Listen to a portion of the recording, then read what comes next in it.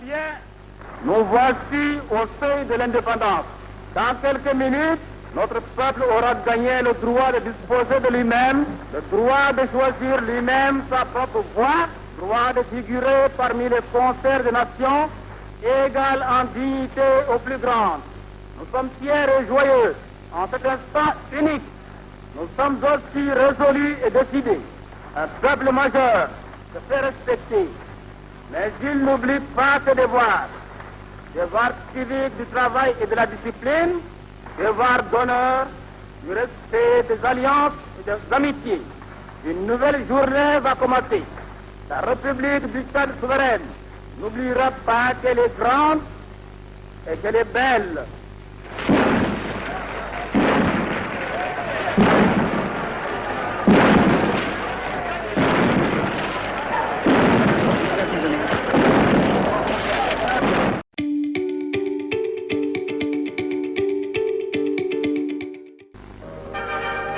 Le président de la République, M. François Tombalbaye, a passé plusieurs jours à Paris après ses visites officielles en Allemagne fédérale et en Côte d'Ivoire. À l'issue de ses entretiens avec le général de Gaulle, le président Tombalbaye devait déclarer que la France a accepté de fournir au Tchad une nouvelle aide dont une partie sera affectée au budget. L'autre partie doit venir en complément de l'assistance versée pour l'équipement militaire, l'éducation nationale et la santé. À sa sortie de l'Élysée, le chef de l'État a été interrogé par la presse sur l'éventualité d'un voyage du général de Gaulle en Afrique. M. François Tombalbaye a répondu que M. Hamani Diori, président de la République du Niger et président de l'OCAM, a reçu mandat pour évoquer ce projet à Paris. Le premier Tchadien aura par ailleurs des conversations fructueuses avec les principaux membres du gouvernement français. C'est ainsi qu'il sera reçu par le Premier ministre, M. Georges Pompidou, qui va lui manifester beaucoup de sympathie. Ils évoqueront ensemble les problèmes internationaux.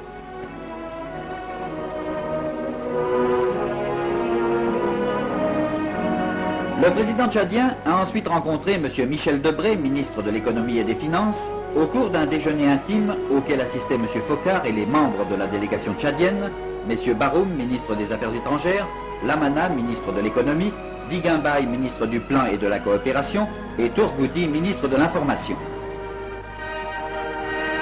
Avec M. Mesmer, ministre des Armées, le président Tombalbaye a évoqué l'aide de la France sur le plan militaire, ainsi que la situation créée dans le pays par certains éléments subversifs. Enfin, la convention de financement franco-tchadienne a été signée par le président Tombalbaye et M. Yvon Bourges, secrétaire d'État aux Affaires étrangères chargé de la coopération. Au matin de ce jour de mars 1962, le général de Gaulle, président de la République française, entouré des plus hautes personnalités, était venu à la gare de Brie-sur-Marne saluer le président François Tombalbaye et à travers lui 3 millions de Tchadiens. Moins de 2 ans après l'indépendance, le chef de l'État était l'hôte de la France qui le recevait avec toute la pompe et tout l'éclat officiel. Durant 4 jours, cette visite allait être l'occasion de multiples contacts que, dès les premières paroles échangées, les deux présidents ont placé sous le signe de l'amitié. Monsieur le Président, en votre personne, voici donc que le Tchad est accueilli par la France. Le Tchad dont la pensée remue en nous Français, et je puis bien le dire, notamment en moi-même, des sentiments exceptionnels. Le Tchad qui, pendant la guerre et au pire moment, a su se joindre à la France libre pour donner l'exemple du courage et de l'espérance. Le Tchad qui est devenu aujourd'hui un État indépendant reste dans la paix, l'ami et le compagnon de la France.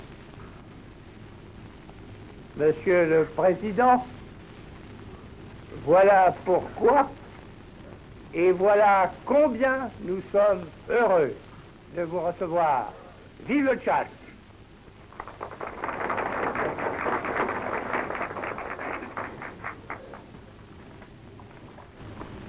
Monsieur le Président, Je me dois de vous remercier tout d'abord des aimables paroles de bienvenue que vous venez de prononcer. Les sentiments que vous exprimez, la courtoisie et l'éclat de l'accueil que vous me réservez, mais tous d'autant plus profondément qu'ils honorent par-delà ma personne la nation tchadienne tout entière et qu'ils témoignent de la grande estime et de l'amitié que la France porte à mon pays. Cette estime et cette amitié, besoin de dire combien elles sont partagées. Les hommes et les femmes du Tchad, et aussi tous les enfants qui, sur le banc de nos écoles, apprennent la langue française. Tout le peuple de cette terre d'Afrique que je représente ici, tous savent la reconnaissance qu'ils doivent à la France, ainsi qu'à vous-mêmes qui assumez si noblement le destin de votre patrie. Depuis le début du siècle, la France et le Tchad ont marché côte à côte sur les voies faciles comme sur les chemins périlleux. Ils ont connu les mêmes joies et souffert des mêmes épreuves. Aux heures sombres de 1940, le Tchad s'est trouvé le premier à vos côtés.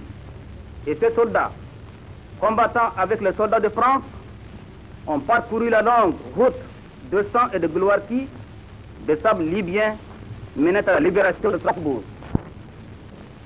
Plus que toute autre chose, le sang versé en commun au service d'une noble cause a marqué d'une trace ineffaçable l'amitié solide et confiante qui lie nos deux nations.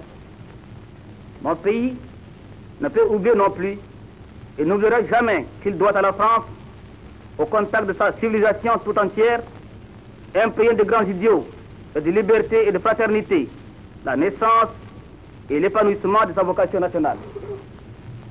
Devenu indépendant, au terme d'un demi-siècle de contacts étroits et profitables avec ce que votre pays pouvait lui apporter de meilleur, fidèle à sa tradition d'honneur, soucieux de ce qui peut contribuer au maintien de la paix et au progrès des hommes vers un bonheur plus durable et mieux assuré, le Tchad aujourd'hui a une claire conscience de ce que représente pour l'avenir de ce fils le maintien de l'amitié française et le raffermissement des liens de toute nature.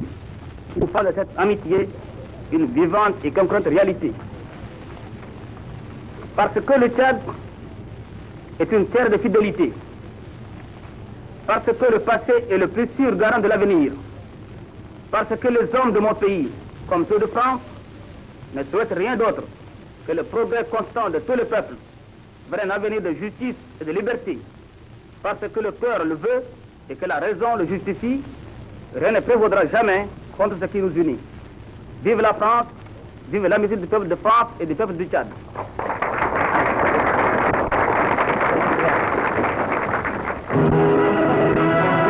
Le château de Champs et son parc devenaient pour ces 4 jours territoire tchadien. C'est en effet dans ce décor créé par les rois de France que devait résider le président Tombalbaye. Après l'y avoir conduit et installé, le général de Gaulle et sa suite prenaient congé de leur hôte, qu'il laissait prendre possession de son nouveau domaine.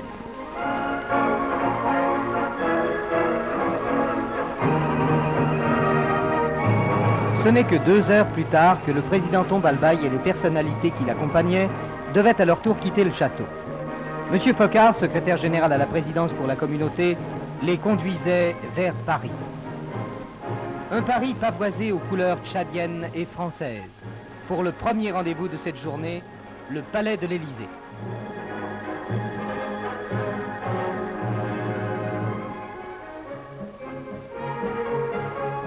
Au terme d'un premier entretien et d'un déjeuner intime avec le chef de l'État français, le président Tombalbaye, accompagné du Premier ministre, M. Michel Debré, gagnait les Champs-Élysées.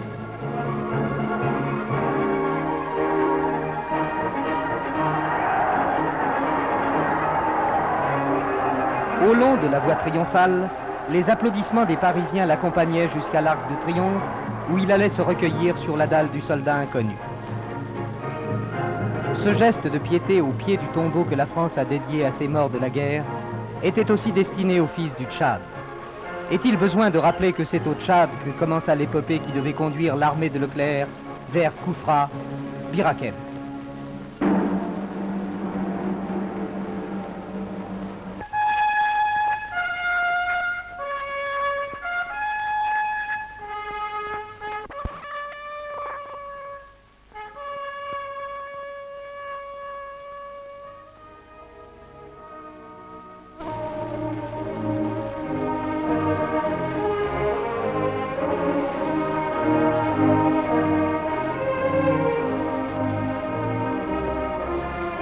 En signant le livre d'or, c'est aux pages d'histoire écrites durant la dernière guerre que le président Tombalbaye a pensé. N'avait-il pas dit dès son arrivée à Nice, 2 jours plus tôt, « Mon pays a été le premier à rallier la France libre en 1940. Je viens confirmer cette amitié. »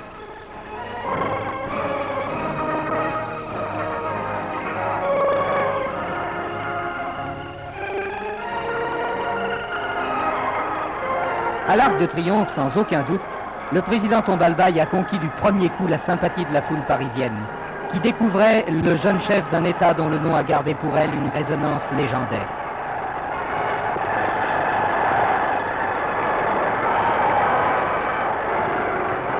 C'est à l'hôtel de ville qu'a commencé la 2e journée parisienne du président Tombalbaye.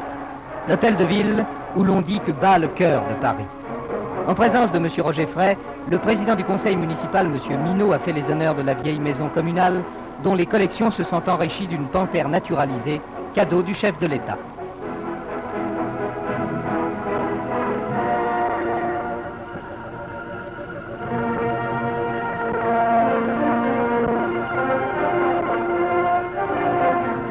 La plus grande cordialité devait régner au cours de cette réception, qui a mis en présence autour du président Tombalbaye et de M. Minot les 5 ministres de la suite présidentielle et les membres de l'Assemblée parisienne. La route de Fort-Lamy à Paris, devait dire à cette occasion le chef de l'État, est une voie sacrée.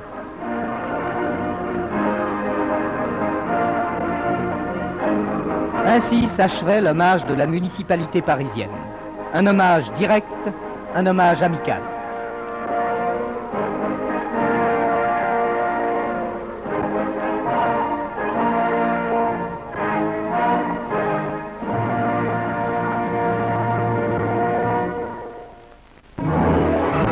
Un peu plus tard, à l'hôtel Matignon, résidence du Premier ministre français, M. Michel Debré avait convié à déjeuner le président Tombalbaye, les personnalités de sa suite et l'ambassadeur à Paris, M. Brahim Sey. Ce déjeuner de 50 couverts devait être l'occasion pour les ministres qui accompagnaient le président de prendre d'utiles contacts avec leurs homologues français et les membres du corps diplomatique. Mais d'autres rendez-vous attendaient encore ce jour-là le président Tombalbaye. De l'hôtel Matignon, il passait directement, peut-on dire, en territoire international. Édifice à l'architecture futuriste, le palais de l'UNESCO s'ouvrait au cortège présidentiel. M. Hadi Sezia, sous-directeur général de l'Organisation des Nations Unies pour l'éducation, la science et la culture, faisait les honneurs des bâtiments dont on sait que la décoration a été signée des noms d'artistes les plus prestigieux dans le monde. Le président Tombalbaye devait souligner ici l'importance qu'il attache au concours que peut apporter l'UNESCO dans le développement de l'éducation au Tchad. Et la visite à l'organisation internationale, dont fait partie, comme de toutes les hautes instances internationales, le Tchad indépendant, s'acheverait avec la signature traditionnelle du livre d'or.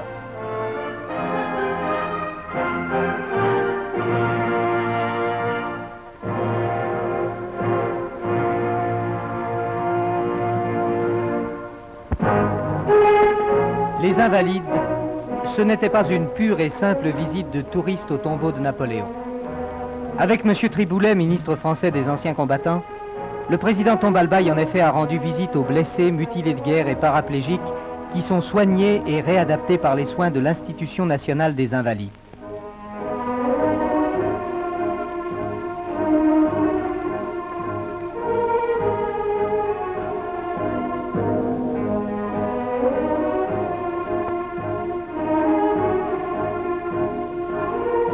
Et cette visite aura compté parmi les plus émouvantes, puisque, au milieu des pensionnaires, le président devait retrouver des enfants du Tchad, dont l'un a été blessé en Algérie.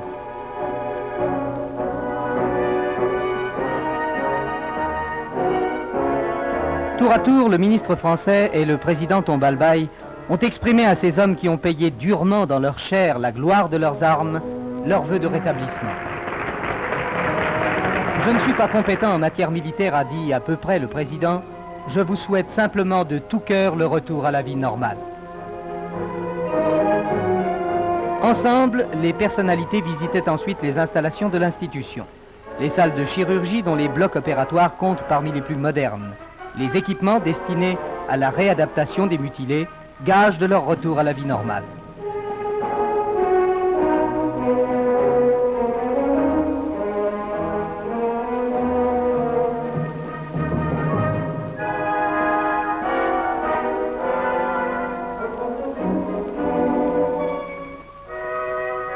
Résidant au château de Champs, le président Tombalbaye était du même coup le citoyen provisoire de la petite localité de Seine-et-Marne. Ainsi, c'est à la visite des écoles que le chef de l'État a consacré, en compagnie du maire de Champs, la matinée de sa 3e journée. L'ancien instituteur que fut le président a retrouvé à travers les classes, en posant aux élèves quelques questions sur le Tchad, l'atmosphère bien connue de jadis.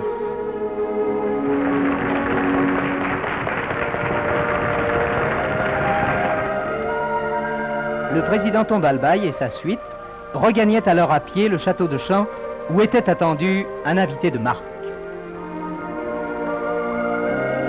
Avec Madame de Gaulle, le président de la République française était l'hôte du président Tombalbaye. La République du Tchad recevait la République française.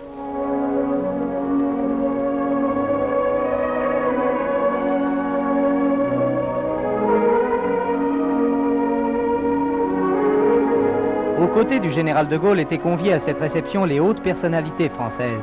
Et c'est dans l'atmosphère la plus cordiale que ministres tchadiens et ministres français se sont retrouvés sous le signe d'une amitié qui traduit au niveau humain les relations de coopération unissant les États.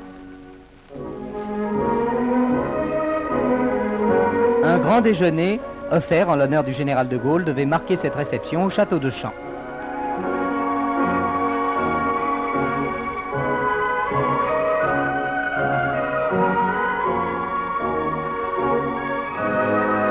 À l'issue de ce déjeuner, le parc du château offrait son cadre à une courte promenade au cours de laquelle des paroles détendues étaient échangées, prélude aux nouveaux entretiens que les deux présidents devaient avoir l'après-midi à l'Élysée.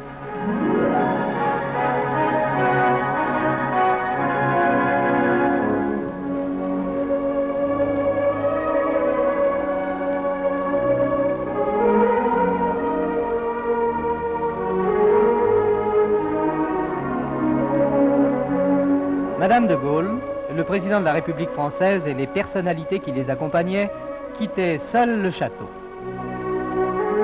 Le président Tombalbaye avait voulu consacrer ce début d'après-midi à recevoir d'autres invités, les étudiants tchadiens de Paris. Cet honneur, il avait tenu à le faire à ceux sur lesquels tout particulièrement le Tchad de demain entend pouvoir compter. Ceux qui ont en quelque sorte la mission de rapporter à la nation un capital de connaissances générales et techniques nécessaires à la promotion de tout État moderne. La cordialité de cette réception n'en était donc pas moins chargée de sens.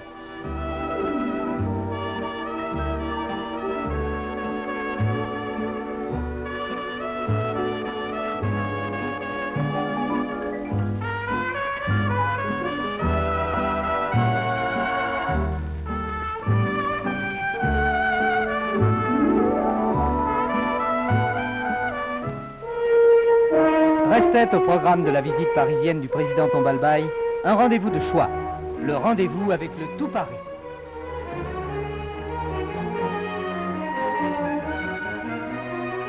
Le chef de l'État retrouvait au soir de la 3e journée de son séjour le général de Gaulle, M. André Malraux, à la Comédie Française où une représentation de gala était donnée en son honneur. Molière, dont l'œuvre n'est ignorée dans aucun pays, était à l'affiche.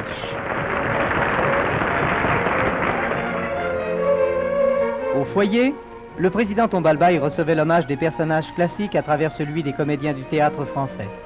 Ce théâtre que, du reste, on a pris l'habitude depuis longtemps d'appeler aussi la Maison de Molière.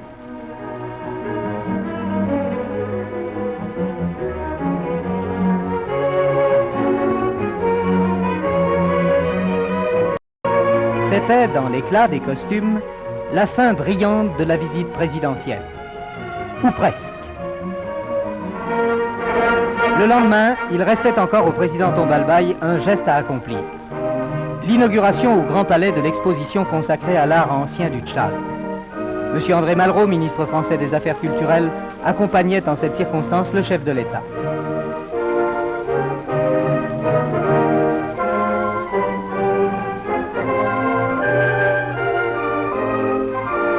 Grâce à cette exposition qui leur est ouverte, les Parisiens pourront découvrir l'un des aspects les moins connus de l'art africain, l'art Sao. C'est à la mission animée par Jean-Paul Leboeuf qui servait de guide aux visiteurs que les vestiges de cet art ancien ont pu être réunis depuis 25 ans.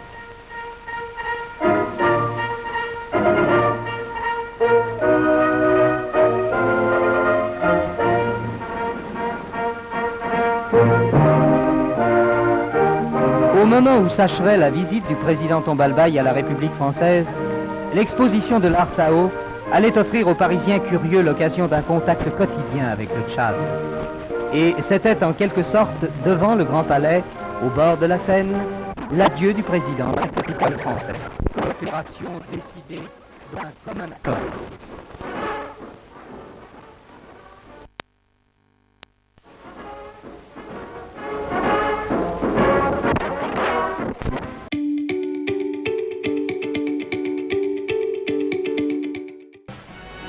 Devant des milliers de personnes, le président de la République, M. François Tombalbaye, a présidé la cérémonie de réhabilitation du sultanat de Fort-Lamy. Revêtu de la gandoura sombre, le nouveau sultan, Mahama Shunku, a prêté serment devant l'imam de la mosquée. Je m'engage solennellement à servir fidèlement la mission que le BPN et le gouvernement m'ont confiée. Le nouveau sultan est donc désormais le chef spirituel des Arabes de Fort-Lamy et de sa banlieue.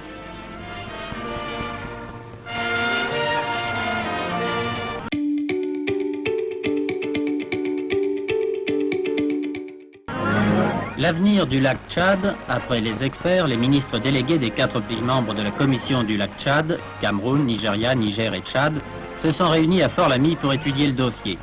Ils ont ainsi préparé la grande réunion au sommet des 4 chefs d'État. Quelques jours plus tard, le président Tombalbaye a accueilli en personne les 3 chefs d'État venus participer à ce sommet, le premier du genre. Le président Tombalbaye a ainsi accueilli successivement le président du Niger, Hamani Diori, celui du Cameroun, El Hadj Amadou Ahidjo, et celui du Nigeria, le général Gowon. Cette rencontre historique était devenue nécessaire pour une raison bien simple.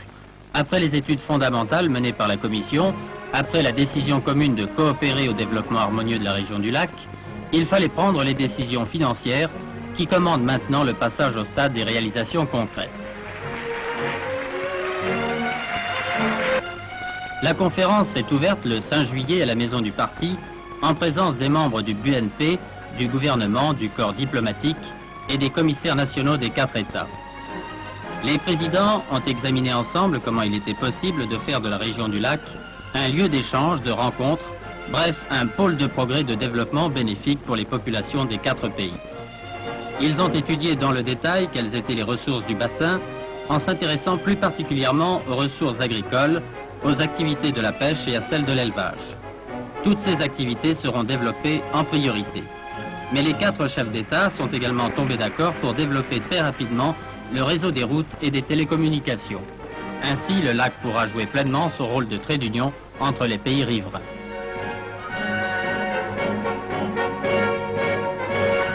Après la séance d'ouverture, le président de la République devait convier ses 3 hôtes à un grand dîner à l'hôtel du Chari. Dans une ambiance chaleureuse, les 4 présidents ont porté un toast au succès de la nouvelle entreprise et à la prospérité des États riverains du lac.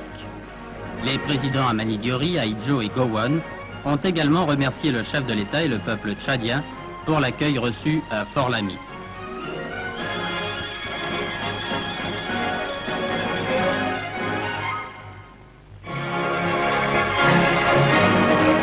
Le sommet devait se terminer le lendemain par un accord complet des 4 chefs d'État sur les méthodes de financement et la politique de développement du lac Tchad. On apprenait ainsi la création d'un fonds de développement du bassin du lac et la création de plusieurs organismes spécialisés pour les produits agricoles et ceux de l'élevage. Pour tous, cet accord marque le début d'une étape nouvelle vers le progrès.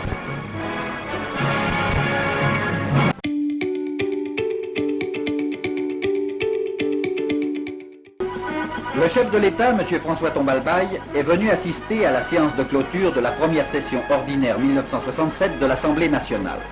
Le président, M. Adoum Tchéré, a souligné le caractère particulier de cette séance qui, venant après le 6e congrès du PPT-RDA, symbolise la continuité des institutions politiques du Tchad et la volonté d'action du gouvernement pour maintenir la discipline et la concorde, conditions indispensables pour réaliser l'unité nationale. S'adressant à son tour au ministre, aux membres du corps diplomatique, aux directeurs et chefs de service des administrations, aux autorités militaires et religieuses qui assistaient à la séance, le président de la République a dit qu'il n'y avait pas de véritable développement sans engagement total de l'ensemble du peuple dans le travail. Le chef de l'État concluait par ces mots: « Il n'y a pas d'effort, aussi grand soit-il, qu'un peuple libre ne puisse accomplir pour son propre bonheur. C'est à un tel effort que je vous convie, et c'est à cet effort que vous devez convier les populations.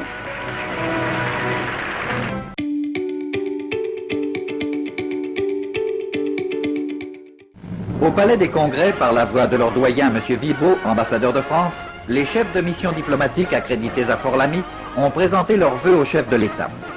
En réponse à M. Vibot, qui avait souligné combien l'année passée avait été riche en développement, M. François Tombalbaye a rappelé l'objectif essentiel, améliorer le sort du peuple et lutter contre le sous-développement.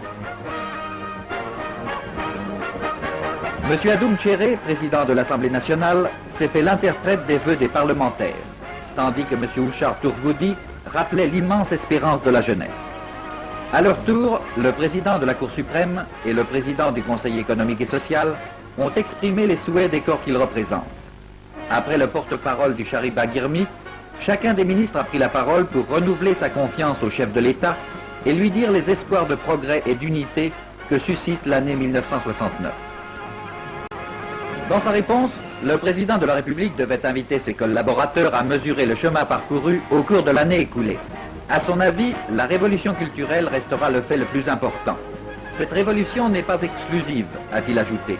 Elle est faite pour que le Tchadien apprenne à se connaître, à connaître son pays et sa race, à aimer l'Afrique, et de là à s'élever jusqu'à la compréhension de l'humanité en général.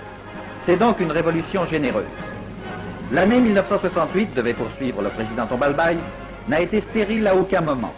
Elle a été une année de préparation au bien-être et de lutte pour asseoir le pays sur une base inébranlable. Mais il faut savoir s'imposer certains sacrifices. Il faut savoir heurter l'écueil des difficultés pour parvenir au triomphe. Que 1969, a conclu le chef de l'État, soit l'année de la réhabilitation définitive de la République du Tchad.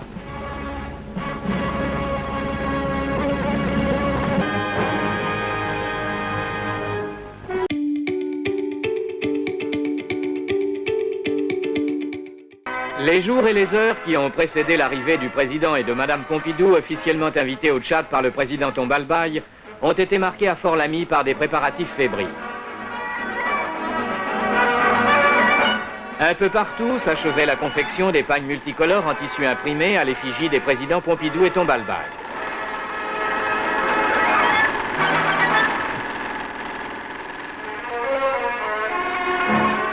Dans une atmosphère de fête, la capitale s'efforçait d'être plus belle, plus accueillante.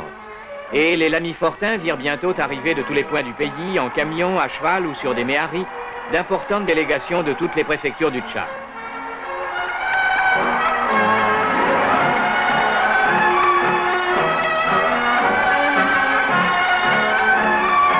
Une sympathique invasion bigarrée, pittoresque, à l'image même des plus riches traditions africaines.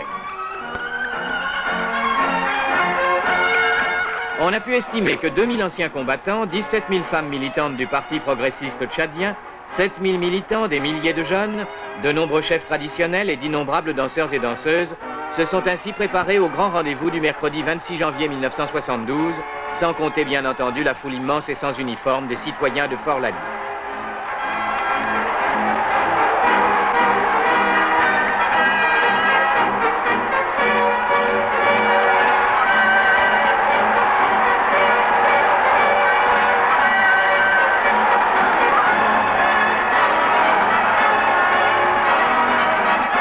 À l'aéroport de Fort-Lamy, ce fut le cérémonial des grands jours qui se déploya à l'arrivée du DC-8 transportant le président et Madame Pompidou et les membres de la délégation française. Ils furent accueillis par le président et Madame François Tombalbaye, les membres du gouvernement, les plus hautes personnalités civiles et militaires de l'État et l'ambassadeur de France, M. Vibot.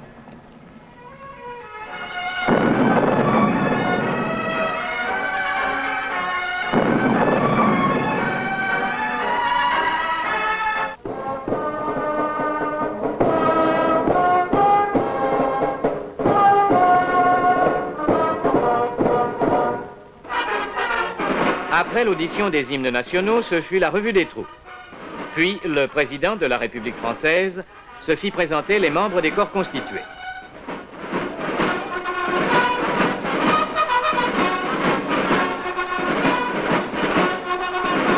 Le président Tombalbaye adressa ensuite à son hôte des paroles de bienvenue. Nous venons de vivre, Monsieur le Président, un moment d'une rare qualité. En évoquant la mémoire du général de Gaulle, nous associons ce soir ce nom historique à notre émotion. Dans sa réponse, le président Pompidou évoqua l'amitié traditionnelle des deux pays, sa joie et son émotion d'être l'hôte du Tchad pendant 3 jours de visite officielle.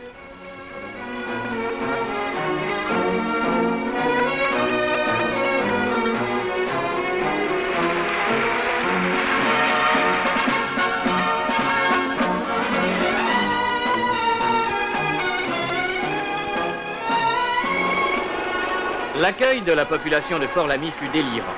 Tout au long du parcours, entre l'aéroport et le palais présidentiel, des dizaines de milliers de spectateurs enthousiastes faisaient la haie au passage du cortège.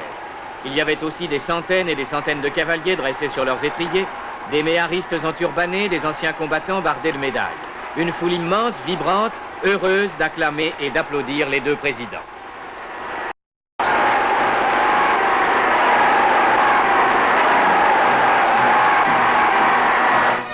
Eurent lieu ensuite les premiers entretiens dans le Palais Blanc du président Tombalbaye, tout près des rives du fleuve Chari. Un cordial échange de vues entre des amis de longue date, heureux de se retrouver. Notre peuple, dit en substance le président tchadien, est en droit de se montrer fier de ce qu'il a accompli en 12 années d'indépendance. Mais sans l'aide de la France, nous n'en serions pas là. Quant au président Pompidou, il rappela que si la France entend rester fidèle à ses amitiés traditionnelles, elle entend respecter scrupuleusement l'indépendance des pays qu'elle a fait entrer elle-même, délibérément, dans le concert des nations.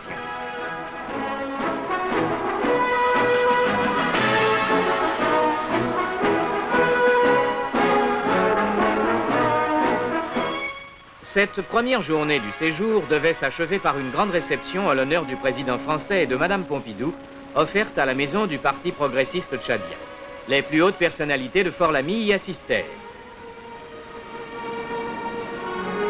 Vous n'êtes parmi nous que depuis quelques heures, et déjà se répand avec une vigueur qui s'accroît sans cesse une onde d'allégresse et d'espoir qui anime de proche en proche toute la population de notre capitale, devait déclarer le président Tombalbaye en portant un toast à son illustre invité et à l'amitié franco-tchadienne. De son côté, le président Pompidou, après avoir rappelé l'épopée du général Leclerc du Tchad à Paris, puis de Strasbourg à Berchtesgaden, et le sacrifice des Tchadiens qui ont donné leur vie pour la libération de la France, souligna le chemin parcouru depuis lors par la République tchadienne. Votre pays, conclut-il, peut déjà s'enorgueillir sous votre haute direction de son développement et de son mouvement vers l'unité, unité qui ne peut être l'œuvre que des Tchadiens. Cette magnifique soirée allait se terminer en apothéose avec un somptueux feu d'artifice. Pour tous les invités, ce spectacle des fusées et des pièces d'artifice fut un moment de vraie détente et de joyeux émerveillement.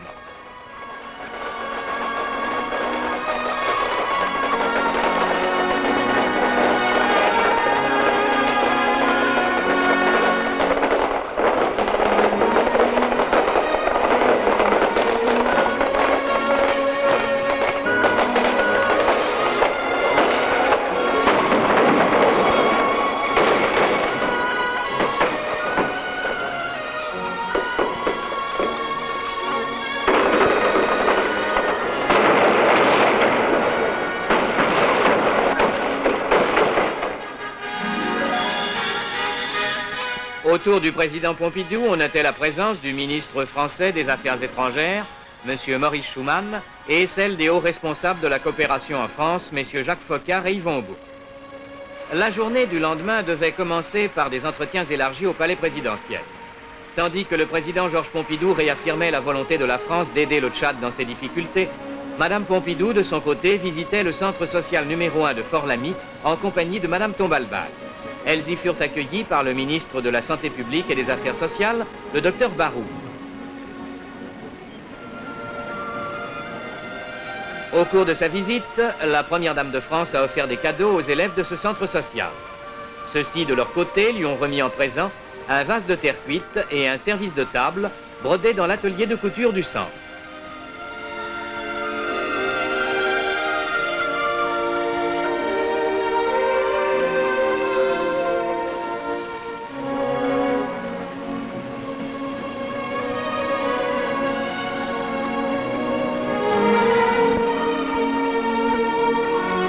Avant le déjeuner, un moment de détente réunit au palais autour des deux présidents et de leurs épouses les membres de la délégation française et plusieurs personnalités de Fort-Lamy, dont l'ambassadeur de France, M. Vibaud. Le programme de l'après-midi commença par une cérémonie du souvenir au monument aux morts, rappelant conjointement la mémoire de Félix Éboué et celle du maréchal Leclerc. Après le dépôt d'une gerbe par les deux chefs d'État, ce fut la minute de silence.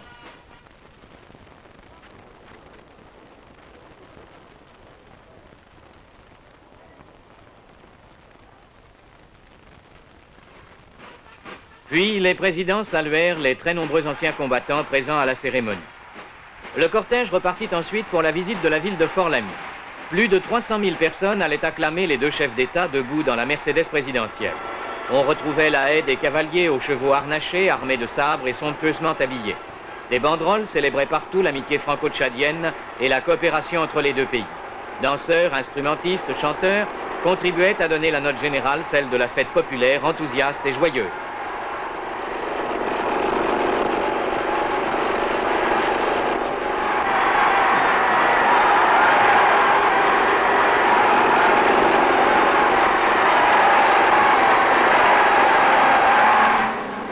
De Fort-Lamy, le président Pompidou allait le lendemain matin découvrir un autre visage, celui qui apparaît en vue aérienne aux voyageurs qui survolent la ville. À la base française de Fort-Lamy, M. Pompidou et son hôte tchadien furent accueillis par le général Cortadellas, délégué militaire auprès du gouvernement du Tchad, et par les officiers supérieurs de la base 172. Puis les deux chefs d'État prirent place ensemble dans un hélicoptère militaire qui allait leur faire survoler Fort-Lamy et ses environs. C'est du haut du ciel qu'il faut apprendre la géographie. Les cités prennent leur véritable dimension, s'incorporent au paysage, s'inscrivent dans leur environnement. En découvrant ainsi la capitale du Tchad, le président de la République française a pu en saisir l'étendue, la beauté, la spectaculaire extension.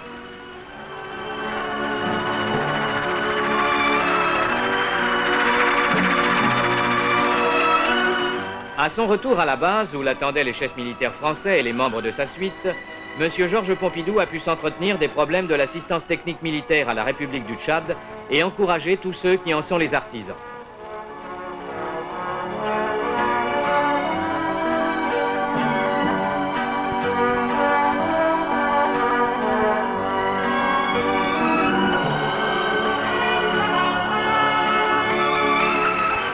Pendant ce temps, Mme Pompidou assistait au champ de course de Fort-Lamy devant une foule considérable à un magnifique spectacle à la fois sportif et folklorique. Elle était accompagnée par Mme Tombalbaye et par le secrétaire d'État à la présidence chargé du travail, de la jeunesse et des sports. La fantasia traditionnelle fut un enchantement pour les yeux. Pour une fois, l'hippodrome se transforma en méharidrome. La première dame française put se croire transportée hors du temps et de l'espace, dans la couleur et la vie d'un autre siècle. C'est là une sorte de miracle dont l'Afrique a le secret, grâce à son culte des traditions toujours précieusement conservées. Et la chevauchée multicolore des cavaliers fut aussi belle et grandiose que celle des méharistes.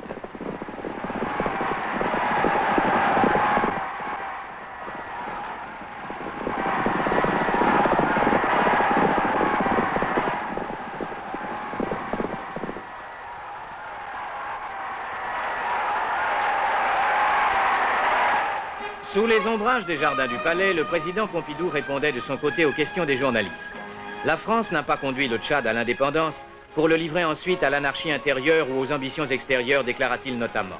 En ce qui concerne l'assistance militaire, le président distingua la situation particulière née des troubles qui ont affecté le nord du pays, situation pour laquelle nous arrivons au terme, et l'aide apportée au titre de l'assistance technique. Celle-ci se poursuivra jusqu'à ce que soit assurée la relève. Quant à l'aide économique, M. Pompidou affirma qu'elle serait maintenue et accrue. Il souhaita enfin que le différend libyo-tchadien pût se résoudre grâce à l'aide d'un médiateur africain. La France n'a pas à rougir de ce qu'elle a fait au Tchad, avait aussi déclaré le président de la République française. L'accueil de la population tchadienne fut de bout en bout du voyage une confirmation éclatante de la valeur positive de cette action. Au moment du départ, la ferveur populaire se montra encore plus ardente, plus directe, plus chaleureuse.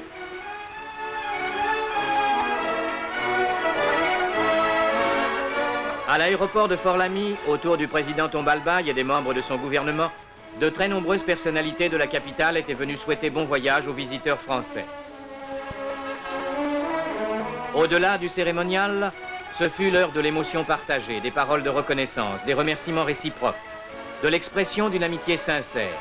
Il se mêlait déjà un peu de tristesse à ses adieux.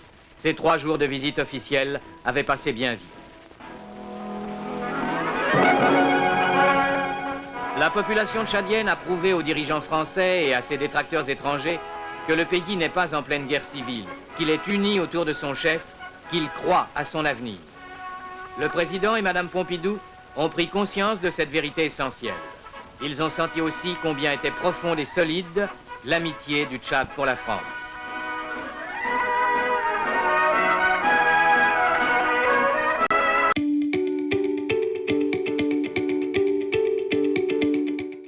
Vendredi 17 novembre 1972. Une journée historique commence pour la capitale du Tchad. Afin d'accueillir d'une manière triomphale la venue dans notre pays du roi Faisal Ibn Abdulaziz, chef souverain de l'Arabie Saoudite, tous les habitants de Fort-Lamy se sentent mobilisés. Et de plusieurs régions de la République du Tchad, de nombreux chefs traditionnels ont convergé vers la capitale, suivis de leurs escortes de cavaliers. Tous veulent participer à l'accueil grandiose que notre nation entend réserver à son illustre visiteur. C'est à 16h20 que l'avion de commandement du roi Faisal se pose sur la piste de l'aéroport. Il est attendu par le président François Tombalbaye, entouré du nouvel ambassadeur du Royaume d'Arabie Saoudite au Tchad, de l'ambassadeur du Tchad au Liban et en Arabie Saoudite, et de nombreuses autres personnalités tchadiennes. Cérémonial d'accueil extrêmement solennel. 101 coups de canon marquent l'arrivée du souverain.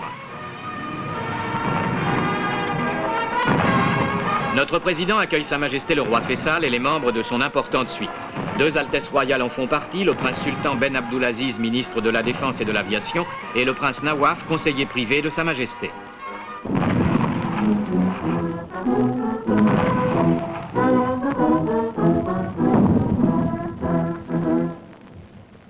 C'est ensuite le salut au drapeau et la revue des troupes rendant les honneurs. Puis la cérémonie se poursuit avec la présentation au roi Faisal des plus hautes personnalités de la République et de la colonie arabe de Fort-Lamy.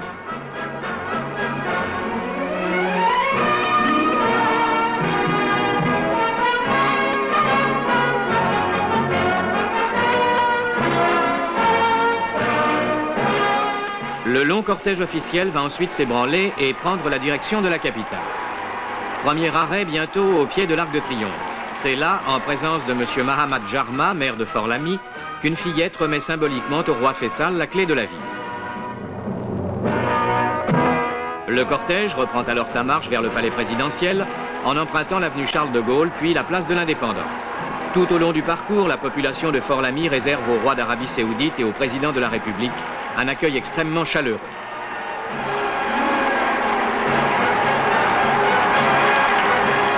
Et c'est dans une atmosphère de liesse extraordinaire, digne des grandes traditions de l'hospitalité tchadienne, que le cortège parvient enfin au palais présidentiel, où le roi Faisal va résider durant son séjour.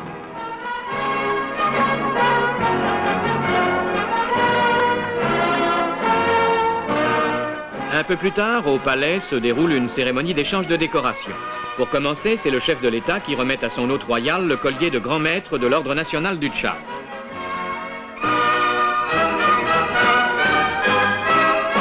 Les 2 princes de la suite royale reçoivent pour leur part la Grand Croix de cet ordre national. D'autres décorations sont décernées aux membres de la délégation séoudienne.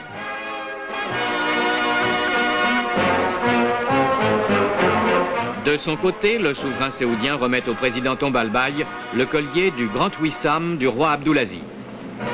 Cette première journée du séjour royal va se terminer par une grande réception à la maison du parti brillamment illuminée.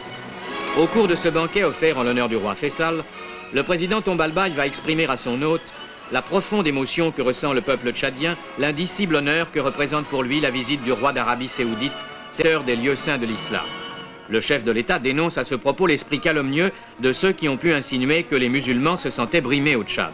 Et le président conclut en affirmant son optimisme quant à l'avenir de la coopération tchado-saoudienne.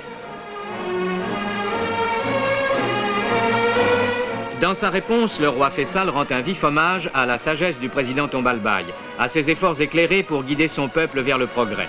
Puis le souverain affirme que les relations entre les 2 pays seront renforcées par sa visite au Tchad. Il exprime enfin son espoir de voir le président Tombalbaye se rendre bientôt en Arabie Saoudite. Un merveilleux feu d'artifice achève la soirée. Ce spectacle grandiose qui va durer près d'1 heure est marqué par de véritables prodiges de la science pyrotechnique. C'est ainsi que certaines pièces ont fait ressortir les couleurs nationales tchadiennes et séoudiennes.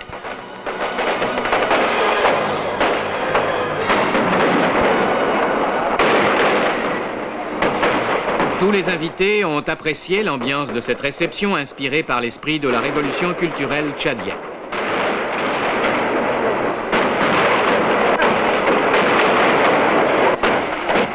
La deuxième journée du séjour royal, celle du samedi 18 novembre, commence par d'importants entretiens en tête-à-tête.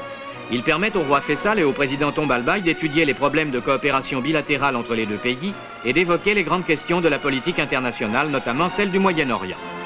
Un peu plus tard, au cours d'une cordiale cérémonie, le roi et le président procèdent à un échange de cadeaux. Pour notre président, un sabre en or massif, un collier de diamants, de très précieux objets d'art. Une première séance de travail réunit ensuite les deux délégations dirigées respectivement par le roi Faisal et le président Tombalbaye. Dans une atmosphère d'amitié, de franchise et de profonde compréhension, sont notamment étudiés les moyens de développer la coopération entre les deux pays dans les domaines culturels, économiques et sociaux. Dans l'après-midi de ce deuxième jour, le roi Faisal s'est rendu à une réception à l'hôtel de ville de notre capitale. Au nom de la ville et du conseil municipal, le maire, M. Mahamad Jarma, va nommer le souverain citoyen d'honneur de Fort-Lamy.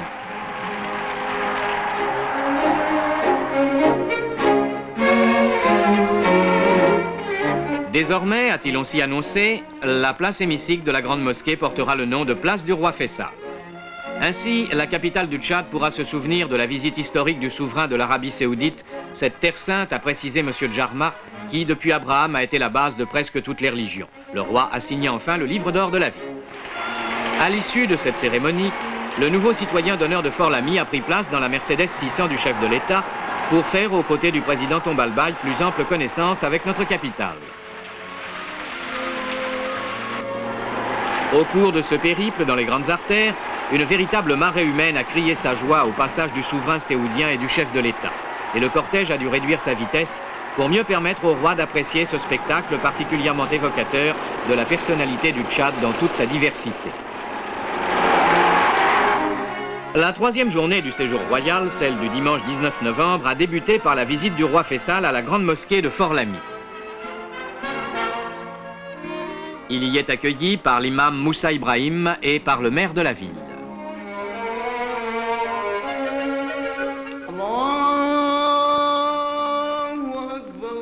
Le monarque séoudien et sa suite vont d'abord se recueillir pour prier avant la cérémonie officielle.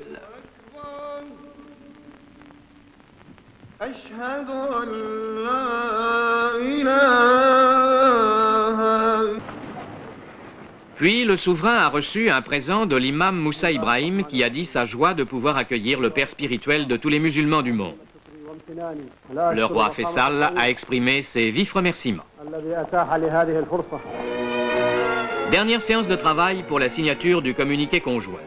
Ce document constate la communauté de vue des deux pays, leur volonté de coopération accrue et leur décision d'apporter leur appui au peuple palestinien et aux territoires africains encore sous domination étrangère. Les deux chefs d'État expriment aussi leur conviction que la paix mondiale dépend de la solidarité des peuples croyants. Enfin, la représentation diplomatique de l'Arabie au Tchad sera élevée au rang d'ambassade. Après ces importants accords, fruits d'un travail intensif, le président Tombalbaye et son hôte ont bénéficié de quelques heures de détente à l'hippodrome de Fort-Lamy. 3 courses de chevaux figurent au programme. Le prix du sultan Ben Abdulaziz, le prix du roi Faisal et celui du président de la République.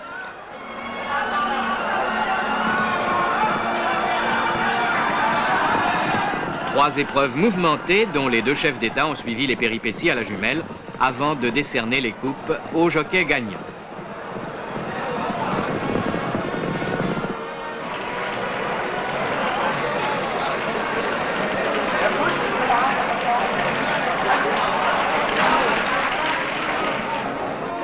Pour clôturer le programme de cette visite de 3 jours, un banquet a eu lieu à la maison du parti, offert par le roi Faisal en l'honneur du président Tombalbaye. Ce fut une cordiale soirée placée sous le signe de l'amitié mutuelle, une amitié que 3 journées de rencontres ont considérablement affermie.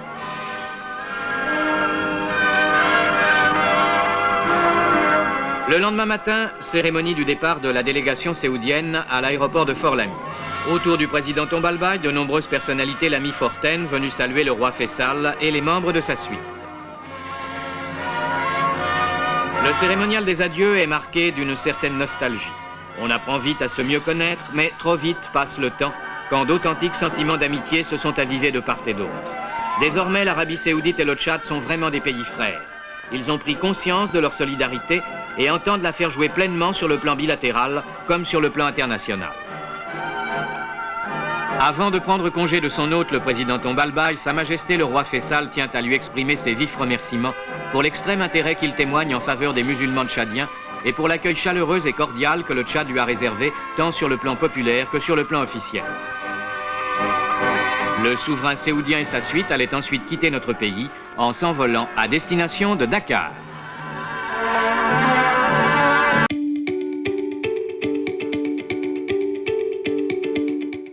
Le chef de l'État, M. François Tombalbaye, entouré de nombreuses personnalités, accueille le président de la République fédérale d'Allemagne et Mme Lubke en visite officielle de 4 jours au Tchad. Monsieur et Madame Lubke terminent un périple africain qui les a conduits auparavant en Côte d'Ivoire et au Niger. Après avoir fait la connaissance des membres des délégations, les présidents Lubke et Tombalbaye ont salué le drapeau et passé en revue le détachement de l'armée qui leur rendait les honneurs.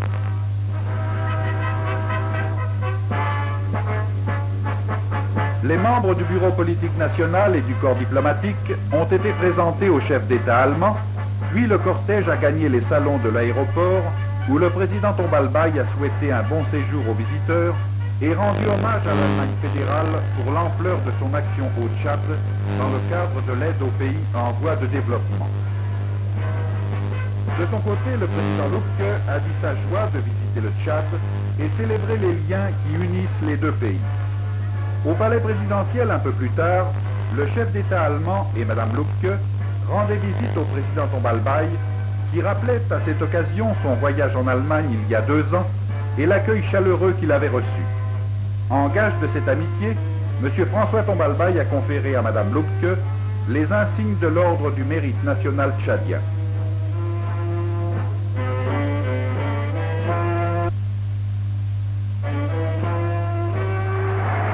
Dès le lendemain, le président de la République fédérale d'Allemagne pouvait apprécier, en compagnie du président Tombalbaye, l'enthousiasme de l'ami Fortin. Témoignage de reconnaissance qui s'adressait à la fois à la personne du grand humaniste et à la nation allemande pour la collaboration technique et économique qu'elle apporte au Tchad.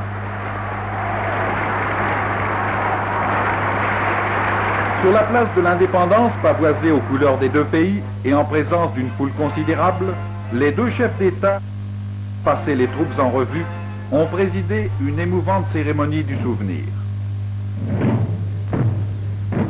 Au pied du monument aux morts de la capitale, une gerbe a été solennellement déposée, gerbe cravatée aux couleurs de la République fédérale, tandis que M. François Tombalbaye et son hôte accordaient une pieuse pensée à la mémoire de ceux qui sont tombés victimes du devoir.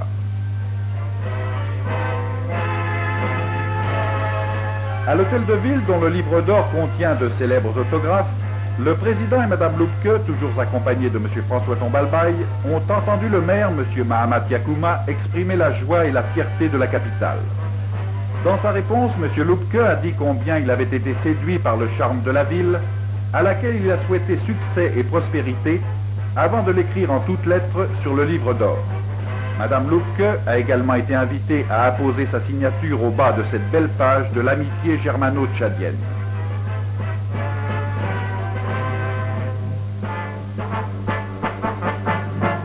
Au musée national, les visiteurs ont découvert avec un vif intérêt les sections arts, techniques et traditions populaires dont le président Tombalbaye leur a fait les honneurs. Ils se sont fait aussi expliquer l'importance des recherches archéologiques et préhistoriques entreprises sur le territoire tchadien. C'est à la maison du parti que les membres du bureau politique national ont accueilli le président Lubke et la délégation allemande. Après que M. François Tombalbaye, en sa qualité de secrétaire général du parti, eut expliqué le rôle du BPN et les critères retenus pour la nomination de ses membres, ceux-ci ont été présentés au président de la République fédérale d'Allemagne.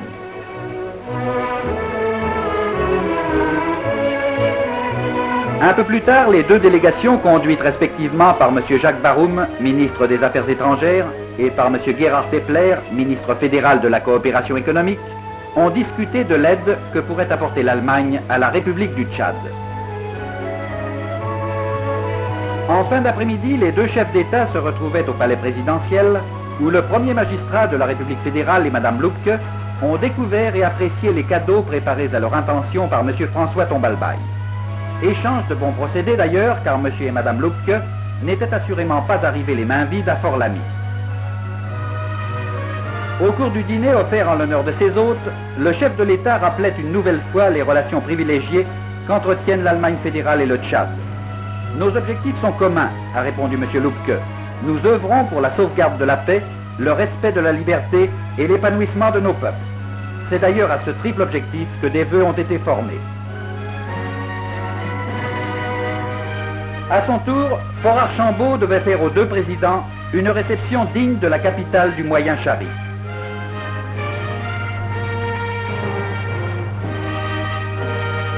Après la cérémonie officielle, le cortège présidentiel, auquel s'était joint le maire, M. Paul Rary-Quingard, et les personnalités du département, prenait le chemin de la ville où des milliers de personnes s'étaient massées pour applaudir les deux chefs d'État. La première visite fut pour le nouvel hôpital édifié grâce au Fonds européen de développement. Le président de la République fédérale s'est fait donner de nombreux détails sur la conception et le fonctionnement de l'établissement dont la construction s'achève. Au lycée technique et industriel, le cortège présidentiel a parcouru les différents ateliers où les élèves se livrent aux travaux pratiques de leur spécialité. Le président Lubke a particulièrement apprécié la qualité du travail réalisé ici. La visite des locaux de la Société des textiles du Tchad devait compléter ce panorama des activités de la ville. La délégation allemande a pu constater l'importance et la variété des tissus fabriqués par la société, ainsi que le soin tout particulier apporté à la conception des motifs.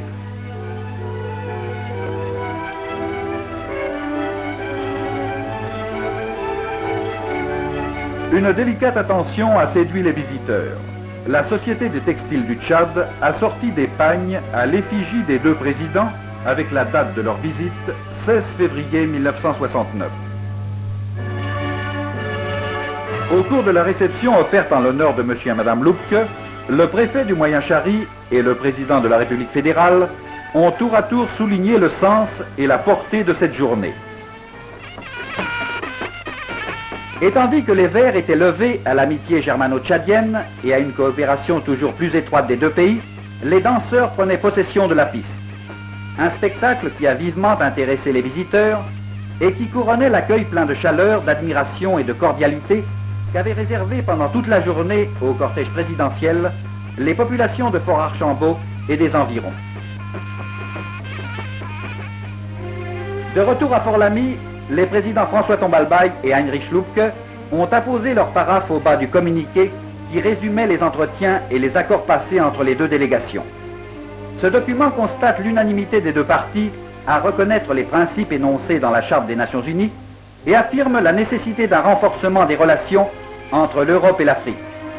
Le communiqué, dont M. Jacques Baroum a donné lecture, affirme encore la volonté de l'Allemagne fédérale de contribuer au développement économique et social de la République du Tchad. L'exposition consacrée à Gustave Nachtigal, que le président et Mme Lubke ont inaugurée, rappelle l'intérêt que l'Allemagne, il y a un siècle, portait déjà au Tchad. Dès 1869, en effet, ce médecin allemand parcourait le Tibesti-Borkou, le Kanem, le Chari-Bagirmi et le Wadaï. Voyage d'un esprit curieux, mais aussi d'un ami, de sorte que le 100e anniversaire de ce périple est aussi celui de l'amitié germano-tchadienne. Avant de quitter Fort-Lamy, le président et Mme Lubke ont offert un dîner en l'honneur du président et de Mme Tombalbaye, dîner auquel assistaient de nombreuses personnalités. Ce fut une nouvelle occasion pour le chef de l'État d'exprimer sa conviction que ce séjour aura été capital et son regret qu'il ait été aussi bref. Dès le lendemain, en effet, le président et Mme Tombalbaye étaient venus saluer ceux qui, pendant ces 4 jours, étaient devenus leurs amis. Les membres du bureau politique national et du gouvernement, ceux du corps diplomatique et de nombreuses personnalités était venu s'associer à ces adieux. Adieu en effet, puisque le mandat du président Lübke arrive à expiration. Mais les jalons qu'il a posés pour une coopération bilatérale plus étroite et pour une contribution plus active de l'Allemagne au développement économique et technique du Tchad, ces jalons demeurent.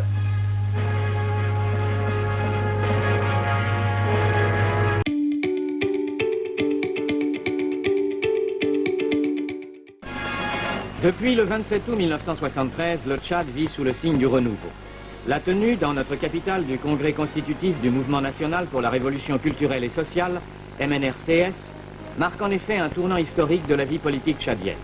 Au centre de ce congrès du second souffle, qui a consacré la dissolution de l'ancien PPT, un très important rapport moral du président de la République, écouté avec une attention passionnée par toute l'assistance. C'est une obligation sublime, patriotique et nationale qui nous rassemble, a dit l'orateur. Nous venons balayer un système périmé qui contrevient aux exigences du progrès social. Nous venons édifier des institutions conformes à notre tempérament et rechercher notre vraie forme de vie. En dressant l'historique du Parti populaire tchadien, le président Tombalbaye a montré toutes les défaillances de cette organisation vieillie qui ne répond plus aux aspirations du peuple tchadien et ne fait que semer le désordre au sein de la nation. Que le PPT, dont les contradictions internes nous ont fait trembler de honte et d'indignation, se sépare, a dit aussi le chef de l'État. Qu'il se sépare pour faire place à un mouvement de libération capable de rassembler toutes les forces vives de la nation. À la reprise de séance, le rapport moral passé au crible de la critique est soumis à un véritable tir d'artillerie. Nombreux sont les orateurs et oratrices dont les interventions se succèdent, marquant la volonté de tous les Tchadiens de rompre avec le passé, de construire du neuf, sans compromis, sans ménagement. Et les congressistes confirment ainsi leur plein accord avec les thèses du président Tombalbaye, avec sa franchise brutale pour crever l'abcès. De temps en temps, le chef de l'État intervient pour une mise au point importante. Puis, à nouveau, les orateurs se succèdent.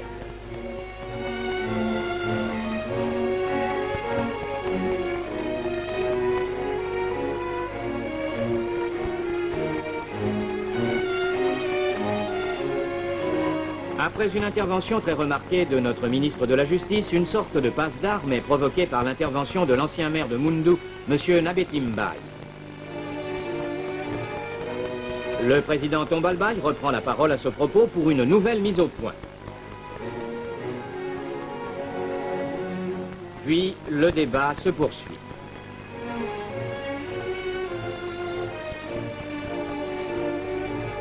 Monsieur Djibrine Keralla, ministre d'État, va montrer que les erreurs du PPT sont surtout imputables aux anciens, qui se considéraient comme le nombril du parti parce que militants de la première heure. Le nouveau mouvement sera heureusement un outil plus efficace.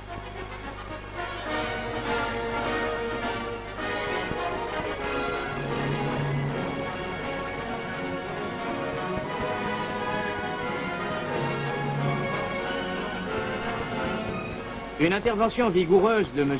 Moussacha à propos de l'incident Nabetim Baye va susciter une nouvelle intervention ferme et pertinente du chef de l'État.